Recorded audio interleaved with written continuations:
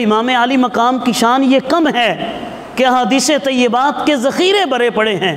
قرآن مقدس کی متعدد آیات طیبات امام علی مقام رضی اللہ تعالیٰ عنہ کی شان، ان کی قدر و منزلت بیان فرماتی ہیں۔ قُلْ لَا أَسْأَلُكُمْ عَلَيْهِ أَجْرًا إِلَّا الْمَوَدَّةَ فِي الْقُرْبَى، یہ سورہ شورى کی آیت طیبہ ہے۔ اللہ رب العزت نے یہ حکم دیا ہے، یہ قرآن کی آیت ہے، قُلْ لَا أَسْأَلُكُمْ،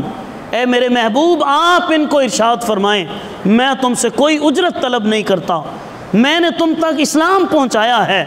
وحی کا فیض تمہیں دیا ہے، اللہ کے احکام دیے ہیں، اللہ کی معرفت کا نور دیا ہے، میں تم سے کوئی معاوضہ طلب نہیں کرتا، الا المودۃ فی القربى، سوائے اپنی اہل بیت کی محبت۔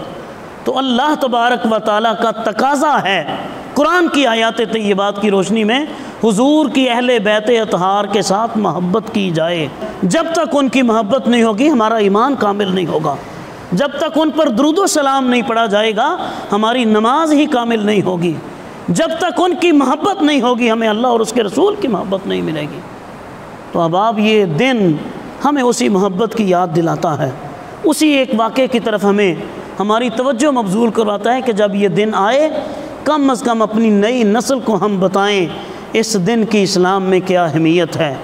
اس دن کا کیا مرتبہ اور مقام ہے، حضرت امام علی مقام رضی اللہ تعالیٰ عنہ کی کیا شان ہے اور آپ کے کیا مقامات ہیں، اللہ رب العزت نے آپ کو کن کن مقامات عالیہ سے نوازا ہے۔ اللہ رب العزت ہم سب کو اسی محبت پہ قائم رہنے کی توفیق عطا فرمائے اور سیدنا امام علی مقام اور اہل بیت اطہار کی محبت میں ہم سب کا خاتمہ بالخیر فرمائے۔